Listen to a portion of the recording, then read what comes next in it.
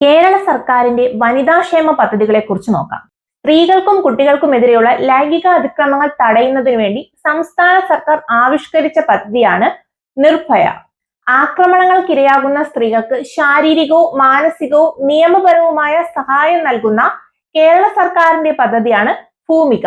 ചൂഷണത്തിന് വിധേയരായ അവിവാഹിത അവസ്ഥയിൽ അമ്മമാരായവർക്ക് പ്രതിമാസം ധനസഹായം നൽകുന്ന പദ്ധതിയാണ് സ്നേഹസ്പർശം.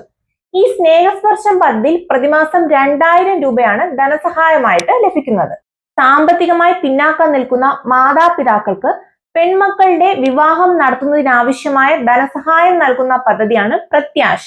ഹോമിയോപ്പതി വകുപ്പിന്റെ ആഭിമുഖ്യത്തിൽ ആരംഭിച്ച സ്ത്രീകളുടെ മാനസിക ആരോഗ്യ സാമൂഹ്യ ശാക്തീകരണ പദ്ധതിയാണ് സീതാലയം.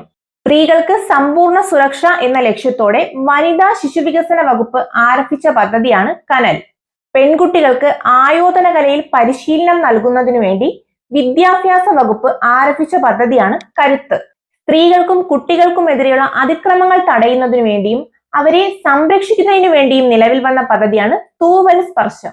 അതിക്രമങ്ങൾക്കിരയാകുന്ന സ്ത്രീകൾക്കും കുട്ടികൾക്കും സഹായം നൽകുന്നതിനു വേണ്ടി കുടുംബശ്രീ ഒരുക്കിയ അഭയ കേന്ദ്രം ഏതെന്ന് ചോദിച്ചാൽ അത് സ്നേഹിതയാണ്.